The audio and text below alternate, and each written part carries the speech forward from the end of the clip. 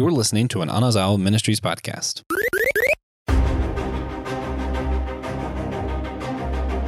Some of us work 9 to 5s. Some of us are contracted workers. Some of us get to live in the sewers of New York and eat pizza and practice ninjutsu all day. Those are the luckiest of us all. And today, on Systematic Geekology, we're going to talk about the luckiest of us all, the Teenage Mutant Ninja Turtles in their classic early 90s film. I am really excited for this. This was one of my favorite movies of my childhood, and I'm ready to get into this. And for today, I'm joined here today by Joe, of course. We are the dynamic duo of SG. Don't let Josh and TJ tell you otherwise. Go on Systematic Geekology's Twitter and let them know that we are the hosts that you like the most. And also, you should go on patreon.com/Systematic Geekology and subscribe to one of our tiers. All right, got the thing out of the way. Let's do this episode. I'm Brandon Knight. I'm one of your hosts for today's episode. I am a seminary student, and recently I've had a little bit more free time in my life, and I have been clocking so many hours on Zelda Breath of the Wild. It's so beautiful. The music is great, and it's just so expansive. And I have to fight this internal urge because I'm one of those guys who has to go do the thing. You tell me, go do this thing. I'm going to just go straight to that thing and accomplish that task. But that's not the point. The point of the game isn't to beat Ganon. That's not the point. The point is to explore. That is the point. And it's been so good to kind of break character a little bit to play that game. I am Joe. I am a marketer and podcaster and broadcaster. And recently, I have finally been going through The Witcher after a while of people telling me I need to watch it. And it's certainly been interesting. Be on the lookout for an episode on that. Let's get into that show. Henry Cavill ripped as all get out for that thing. I haven't seen that much of it. So today we're going to be talking about a movie I like, but let's just break character here for a second. Let's break fourth wall. Day 1, Joe. Can we do Teenage Mutant Ninja Turtles? Day 2, Teenage Mutant Ninja Turtles. Day whatever we're on, please just let me do Teenage Mutant Ninja Turtles. All right, we get it. You got your horror movie. I got my wrestling, so here we are. You get your Teenage Mutant Ninja Turtles. So just gush. Go ahead, gush. So low key, guys. If you don't know anything else about me, you guys should know I am a '90s kid, and low key, I've been pushing for '90s content since I joined the team last year. So, growing up, it was kind of It was emblematic of which generation you were a part of. Generally speaking, you were either a Power Rangers fan or you're a Teenage Mutant Ninja Turtles fan.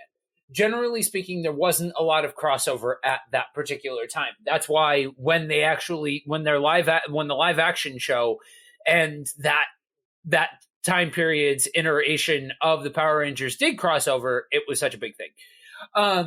But this is a movie that was a part of my childhood growing up. And I just, I look back on it with, it's funny how the certain things have aged and different things like that. But to me, it still stands out as one of those movies that feels lived in. It is just from the jump. This feels like a world that has been thought out, kind of in vein of if you heard any of our episodes on Batman. I'm talking about the other character in the room, Gotham City. It's that same deal, right? Everybody, if you know anything about the Turtles, it's that they love to eat pizza and they live in the sewers of New York City. So when you're doing New York City, you know like you have to make it feel like at that particular time that was New York at that particular time. And that is exactly that feels like New York City in all of its grunginess and all of its disgustingness in all of its, neo rockness. That felt like New York City in 1990. And so this movie, I have very early memories of watching through these movies pretty close to when they came out. I mean, we're talking, I was young by this point, so I wouldn't necessarily, like, it wasn't like I was, out in theaters or whatever. I'm, like I said, a 90s kid, not an 80s kid. But they were definitely part of my life growing up for sure. I fall into a weird like subgroup here with this era of 90s content because I'm the tail end of the millennials. So I remember watching these as a kid. We had this first movie on VHS. I've seen the other ones when Kevin Nash is playing Shredder, but Super Shredder, correct. You're right. But not an 80s kid. So I've only seen like a handful of those original cartoons, and I wasn't allowed to watch Power Rangers. So I was more of a Cartoon Network kid, even more than Nickelodeon. I was more of a Cartoon Network kid. My childhood was Batman the Animated Series, Powerpuff Girls, Dexter's Laboratory, Batman Beyond, eventually getting into the early 2000s with the original Teen Titans cartoon. So that kind of run, that kind of era of Animaniacs, although they may have also been on Nickelodeon at one point too. They were. So that is a little bit more of my familiarity. But the Ninja Turtles, there is a group of cartoons from that like late 80s, early 90s era that I have been trying to get back into.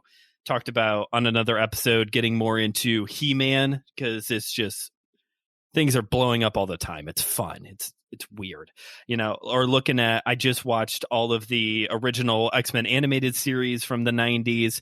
So the Ninja Turtles are one that's in this group of educate me. Why should I love these characters so much?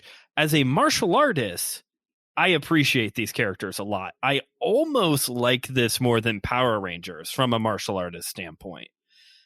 But yes. So for those of you that don't know, one of the things that Brandon and I, it's one of the worst kept secret in the SG community is that, we don't talk about it a lot, but oftentimes if you see one of us, you see both of us on the air. True. And one of the things that we have in common is the fact that we are both martial artists.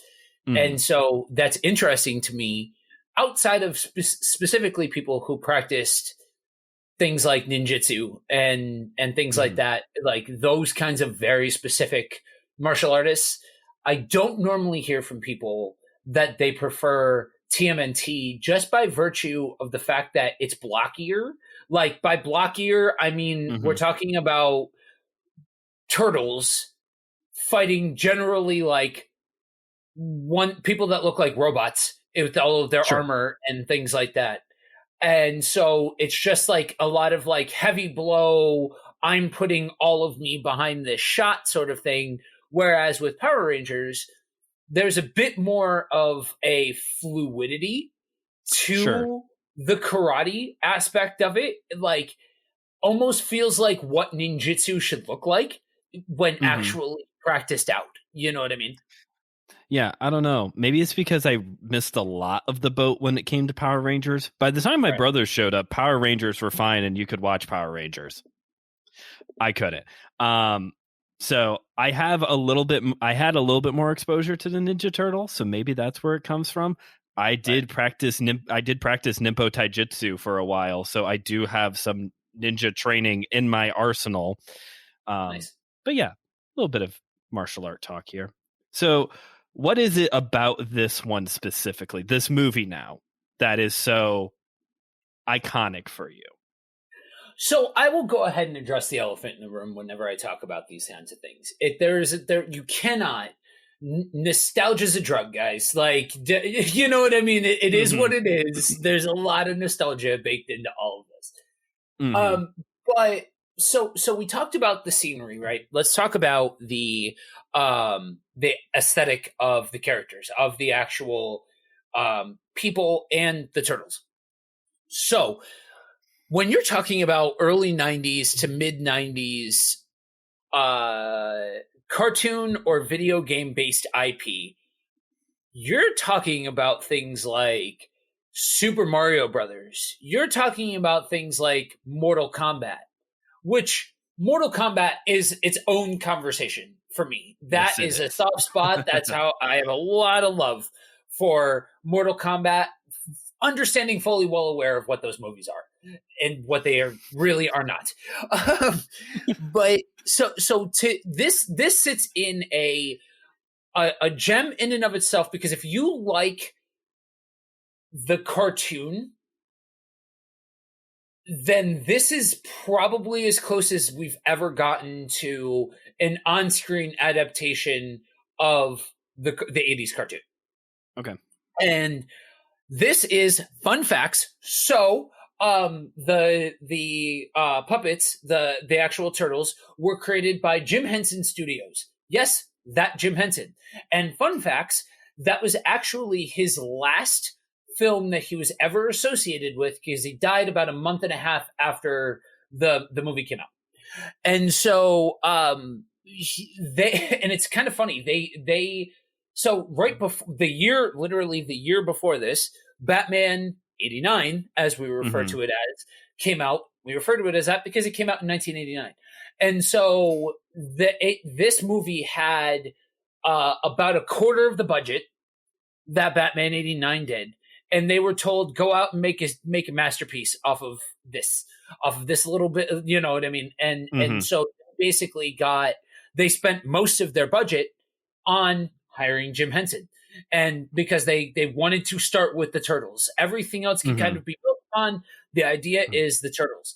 And the puppets are one of the things about that movie that still stands up to this day. It's live action puppets, so it is what it is. It's a live action puppet. You need to be understanding of the fact that that is what you're getting. But once you move past that point, it's probably the best depiction of that I've ever seen, as far as that goes. You know what I mean? Yeah, and honestly, aesthetically speaking, yeah, it's a puppet, but I would much rather have that than those films that came out more recently that have Megan Fox in it. Yeah, and it's CGI. No, thank you. I haven't even seen those movies. Maybe they're great. I don't know. But I was visually turned off by how the turtles look in that movie.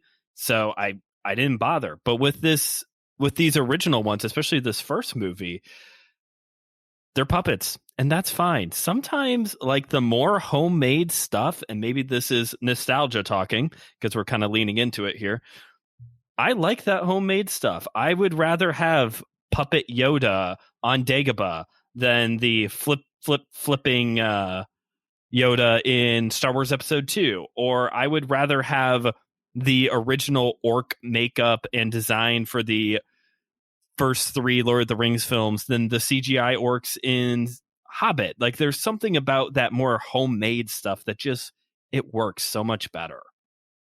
So I'm going to rapid fire a couple of examples. Even if you don't realize you know this, you probably know this. Does the name Tom Savini mean anything to you? I've heard of this name, yes.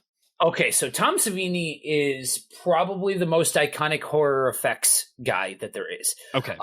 Making practical effects for, you name it, he's had his hands on it from a practical effects standpoint. And there's a reason why all of those effects still last today, because they're practical. There's psychological proof that the eye sees CGI, knows it's fake, and is repulsed by it. And nice. I literally saw half of the that era of TMNT movies that you're talking about with Megan Fox. And I saw half of the first one, and I'm like, nope, this not #not my turtles. Like, this was of the generation that my nephew was super into those movies when they came out. And so that was cool to see that these characters were still getting a chance to live on in some form or fashion. But as far as like what I grew up on, that was a huge downgrade to me, if I'm being honest. Okay. And as far as all of these different examples throughout these different versions, if it's high fantasy, if it's horror, if it's these kinds of action movies and things like that, we can all point to a time where things were done practically and they lasted. And then things were done from a CGI standpoint and they are way more, they don't age well, and people are generally more critical of them. I'll be the first one to admit, I grew up on the original 3, and for a long time, the original 3 Star Wars, that was it for me. And the prequels came out, and Yoda's flipping around and doing all kinds of nonsense. No, miss me. I thought all of that was unnecessary. I understand why they did it, but it looked like garbage on a hot summer day. I'm not a fan. You know what I mean? Sure. That's not who Yoda is.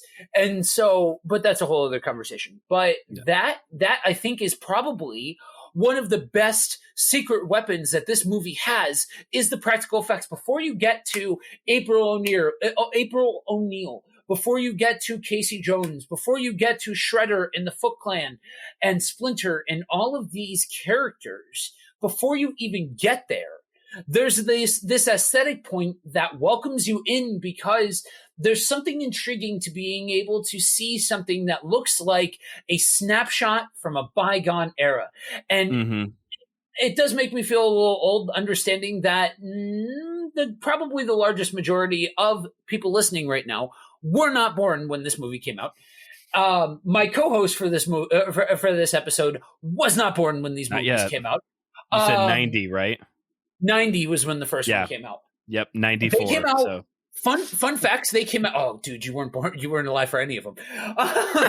They came out in 1 year successions from one another. The first one was a smash success. They said 1 year later, have this one out. 1 year later, have the next one out. They definitely went down in quality, but they still hold a special place in my heart.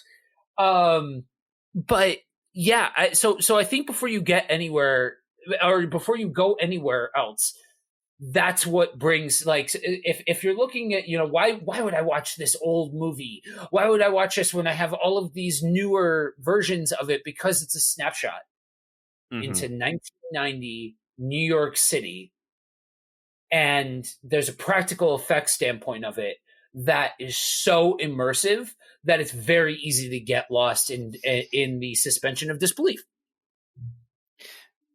I totally agree with that. And, also going off of that, what you were talking about with the budget, how they spent the bulk of that on Jim Henson, that doesn't surprise me. Again, looking at this from a martial arts standpoint, stuntmen have a very important job.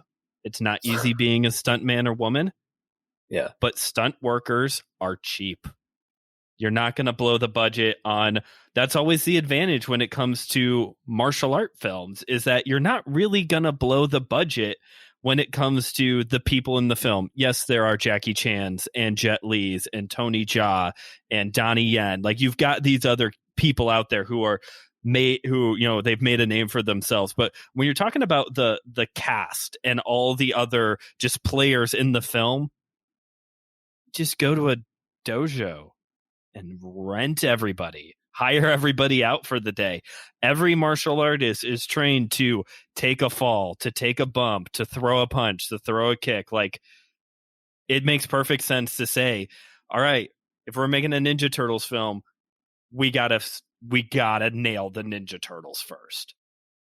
Yeah, and being a broke fighter in a gym, I'll be the first one to tell you that, generally speaking, trying to get paid for your craft is very difficult and involves getting punched in the face more often than is probably healthy.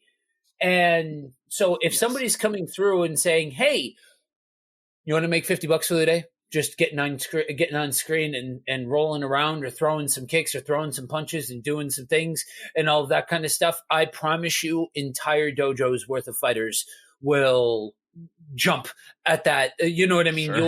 You will have be packed to the rafters with volunteers. Man, for most of them, you could probably give them $20 in pizza and they'll do it. You know what I mean?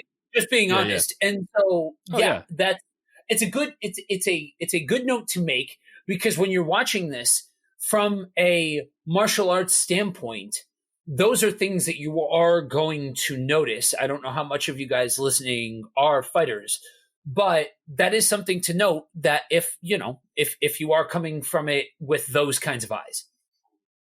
For sure. So I don't have too much to say. It's been a bit since I've seen this movie. So just talking about turtles in general, I gotta say, Casey Jones is aesthetically one of the coolest characters out there. I freaking love Casey Jones. And if anything, he's like the antithesis to Jason with the hockey mask thing. He's like, you want to be a bad guy with a hockey mask? I'm going to put on a hockey mask and be the good guy. Like, he's such an interesting character to me. So, but you tell us, where do you want this conversation to go on the Ninja Turtles? You want to talk about Casey Jones? We could talk about Casey Jones. So for me, part of what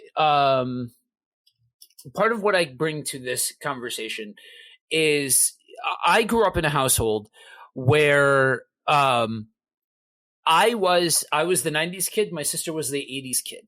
My sister is almost 10 years older than me. And so she was a part of that generation. And so I had an opportunity to be exposed to a lot of the 80s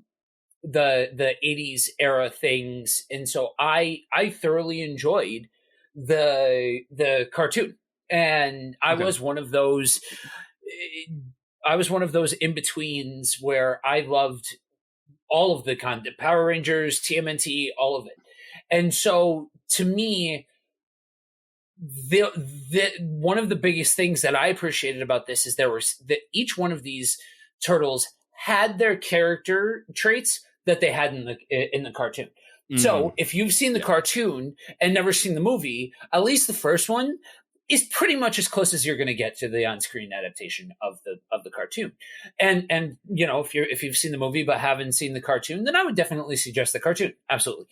And so for me, I don't think especially sitting in my modern day perspective, being a student of geek history, I would be the first one to admit Pastor Will might have me beat for the simple fact of his years in what in being beat in the very specific things that he likes and things like that. But I would go as far as to say that I am one of the biggest historians of geek culture out of the team.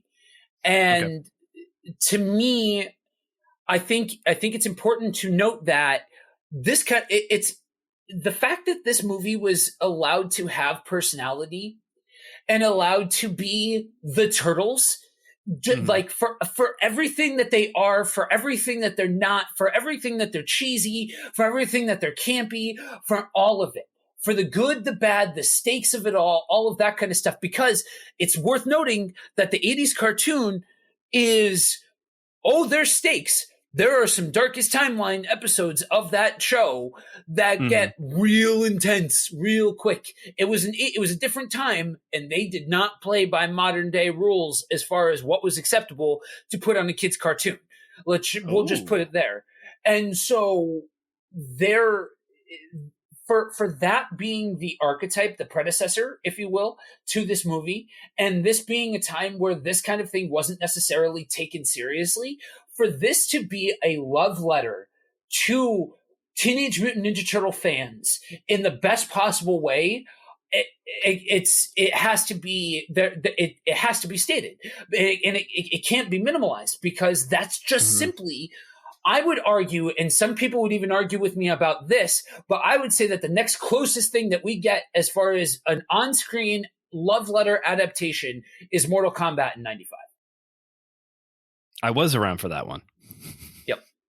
Mortal Kombat 95 is exactly what it needs to be. Mm-hmm. Being a video game film. I've also seen the Street Fighter film with Jean-Claude Van Damme, and love JCVD, man. It's got too much plot. Simply put, Mortal Kombat, Street Fighter, Tekken, all of those games, it's just people fighting. Yeah, it's beat 'em ups. That's other. it. Doesn't need to be anything more than that. We need a reason for everybody to start fighting, but once the fighting starts, that's all the storyline you need. You know what I mean? Yeah, that's about all it. You need. So, of all the various Ninja Turtle adaptions that have come since, does anything really capture that original spirit? If you haven't seen the most newest Nickelodeon version, that's fine. But is there anything that really gets at that original tone for the Turtles, or is it really just this initial film? So there is a series that came out in the, I want to say mid 2000s, that it was a cartoon. I think it was produced by Nickelodeon before TMNT, Nickelodeon became super sterile. That was honestly the next closest adaptation for me. I because of being a huge fan of TMNT as a whole, that was enough that, yes, I was outside of that realm, but just because I was outside of the key demographic doesn't mean that I wasn't still a nerd. And so I saw a new Teenage Mutant Ninja Turtles show out there. And so I went with it, especially because the last one before that was the live action nonsense and the very reason why, for a long time, you didn't see any female turtles because they really, really messed that one up. So after that, you have this cartoon, and it's the next one after 87 that allows there to be stakes, allows for it to get dark, because you think the 80s cartoon got dark? Ask anybody who's a comic historian on Teenage Mutant Ninja Turtles. Ask them what kind of rating they give it. It's mature audiences, 100%, because we're not talking about the big two. We're talking about IDW. We're talking about comic houses that are not known for their family-friendly product a lot of the time. Right, because didn't it start at Image? Image, yes. Did it start at Image? It started at Image, and as a comic book series, and those books are hard to get. First off, I've tried to get them. Those books are hard to get. The art is amazing. I love the art. Well, what? That's an investment to try and track those down and all of that. But like you said, the art is so second to none on those. Like they're just gorgeous. Mm-hmm. Yeah, and just from the art alone, you can tell this isn't for children. Like there's going to be stakes. There's going to be, not simple resolves to these stories. I'm going to be straight up honest with you, Joe. I have no idea what you're talking about, a live action show. I have no idea. Apparently this is so bad that my very nerdy, geeky, culture saturated brain, this is so bad I have no idea what you're talking about. There was a live action show at one point. Okay, so in the early 2000s, when Saturday morning cartoons were the thing, when they were starting, when they were really at the right, that was more of an exit, because everybody and their mother was trying to over monetize it to the nth degree, and it was basically, the bubble had burst after the 90s, well, I should say the 80s and 90s of basically being toy commercials. You know what I mean? There were attempts at recreating old IP. There was a Sonic show at this time. Power Rangers was had gone into space and all of that, and so they went with a live action TMNT. I want to say it came out in 2003. Might be wrong, but it was no. I think it came out in the late 90s. I think it came out in 99 or 2000. Okay. Because 2003 was the cartoon. The good one that I had referenced. Sure. But yeah, so this was an attempt to reinvigorate this IP. Live action Turtles, the 3 movies did so well, blah blah blah blah blah, and they created Venus de Milo, the female turtle. And like, it was this weird combination of everybody against everybody because everybody's vying for Venus's love. Nobody's related, but they act as if she's a sister sometimes. Like, specifically, the turtles aren't related. So for those of you that don't know, that's kind of heresy for an old school turtle fan. Because they're brothers. That's just one of those things. You know what I mean? Yes, they're turtles, but they're all from the same, whatever you call a grouping of young turtles. Sure. They're all from the same family. And so that being a thing, that was a huge step in the wrong direction. But they didn't tell any compelling stories. It was all very cheesy. It wasn't well done. The puppets were garbage, especially in comparison to the Jim Henson version. So yeah, it's one of those. Fox had it for, I want to say it didn't even crack 2 seasons. Okay. But their most notable thing was that they crossed over with Power Rangers in space. That was what I was referring to when I said the live action crossover with the Power Rangers. And they're evil for a little bit, and then they get turned back into good, and then they team up to beat up the bad guys and yada yada yada. Yada. I feel like I think I've seen this female turtle. So she had familiar. A very light blue head. Okay. Very like a lighter version of Donatello's. Headpiece. I'm gonna have to go look into this. Not for long, but I'm gonna go look into this now. That's fine. That's awesome. Okay, so anything else you would like to say on the Ninja Turtles before we start shifting things over to the theology of the Ninja Turtles? So honestly, this is one of those movies where this is more of a love letter to this movie than it is like, again, a plot synopsis, if you will, because this is a movie that I could sit here and tell you, and it would if I were just to sit here and spit it out, it would equate to, here is a Teenage Mutant Ninja Turtle story. Just like with the Batman, this is a Batman story, is what it really comes down to go through beat for beat what happened in this movie. And so, and there's it so relies on the aesthetic portion of it that would be what I would say, to go see, the Turtles in all of their glory, Splinter in all of his rat glory, which for those of you that don't know, their sensei is a giant rat named Splinter. The only time, I shouldn't say the only time, but one of the few times in film history where a rat plays the good guy. Yep. And then there's Casey and there's April and, all of those kinds of things. And so, yeah, honestly, that would be what I would say is if you've seen any of the cartoon, if you've played the games, anything like that, if you've seen this iconic imagery, then this is the movie that brings that to life. I agree with that. And by the way, if you're part of this key demo of 90s kids and you miss that good old Saturday morning cartoon time, or just cartoons in general from your childhood, every Saturday now, we have a segment on our Facebook.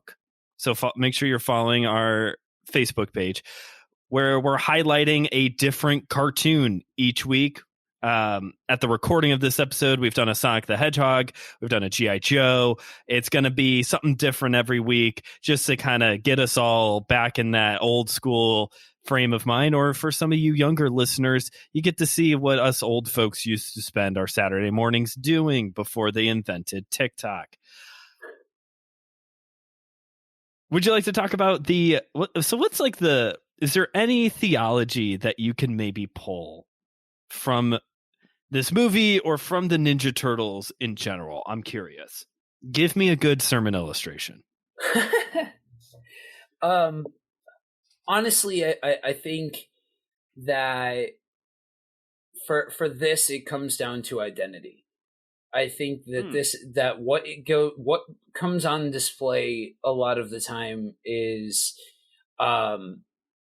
what makes up who you are. Because you're talking about a rat that found 5 turtles, and they were raised to be what they are with the names that they are given, which if you're unaware, each one of them is named after a Renaissance painter. And so that's, so being able to being able to point to something, I would have to say is what understanding what makes up who you are, and understanding that sometimes that changes. You know what I mean? And sure. That is okay. Okay. Yeah, I like that a lot. Our identity, ultimately is rooted in Christ. But as we go through our own character stories, as we experience life, who we are does change. We change as people. And we all go through a discovery process of who we are. I told recently a story from my college days in the Green Lantern episode we did not long ago. Just kind of like this period of time figuring out who I am,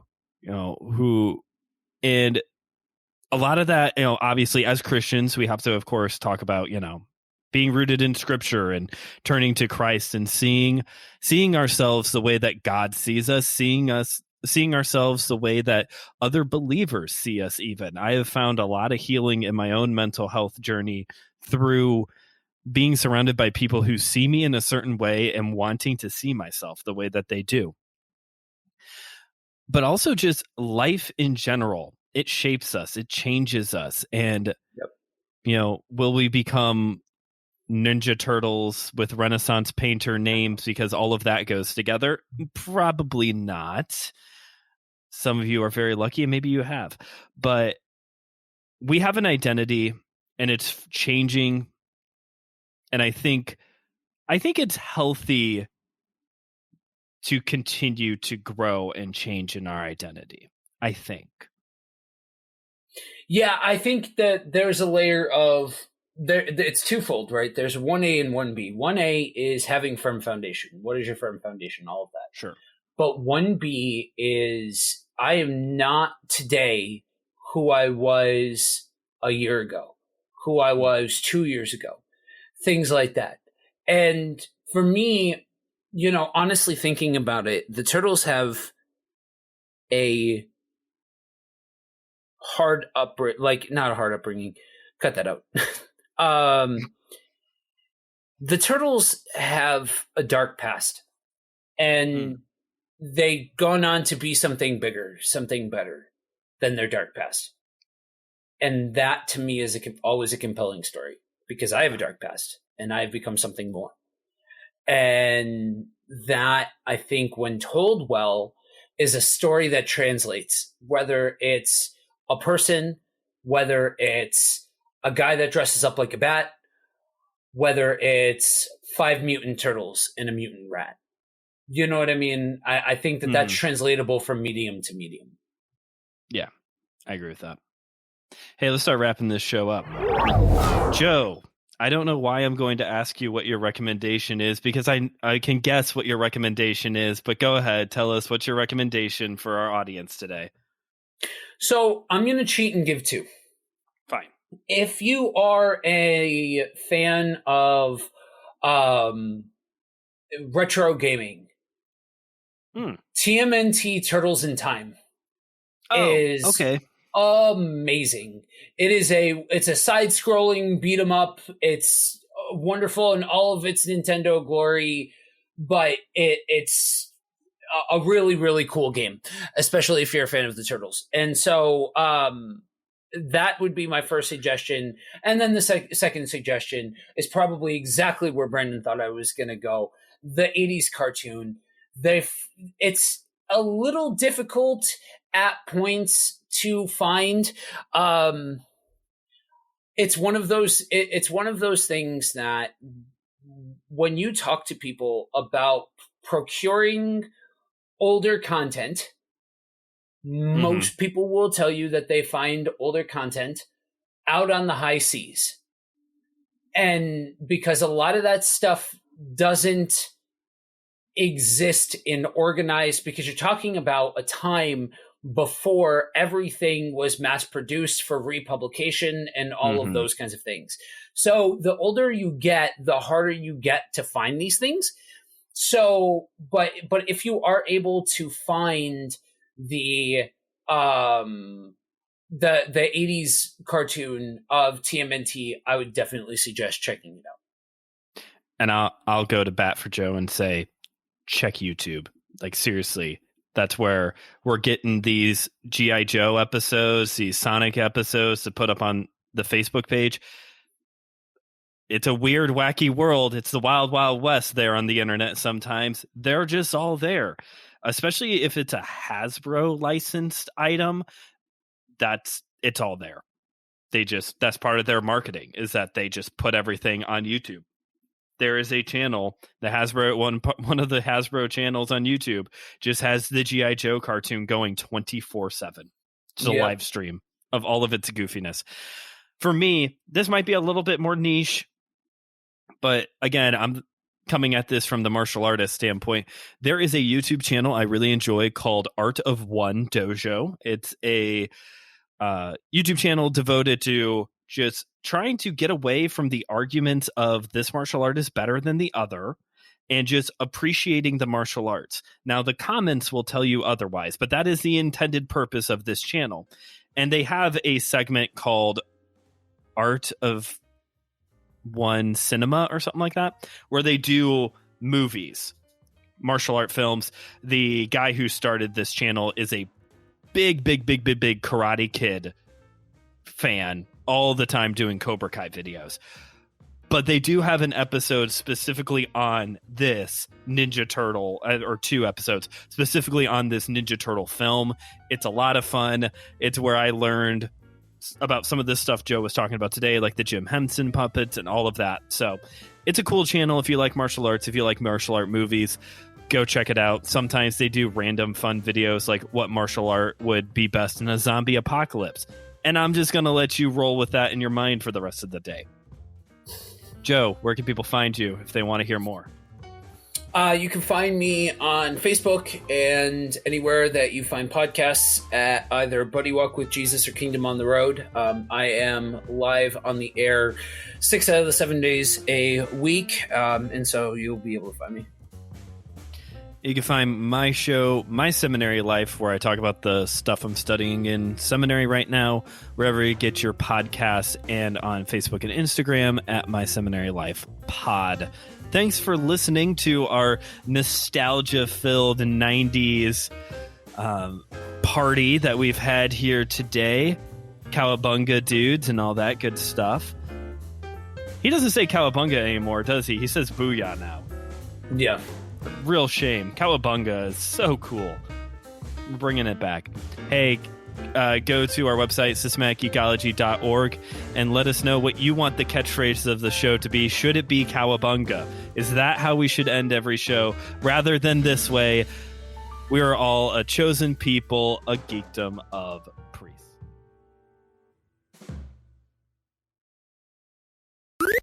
This was an Anazao Ministries podcast. If you enjoyed this show and would like to learn more about our network, be sure to check out the Anazao Ministries Podcast Network.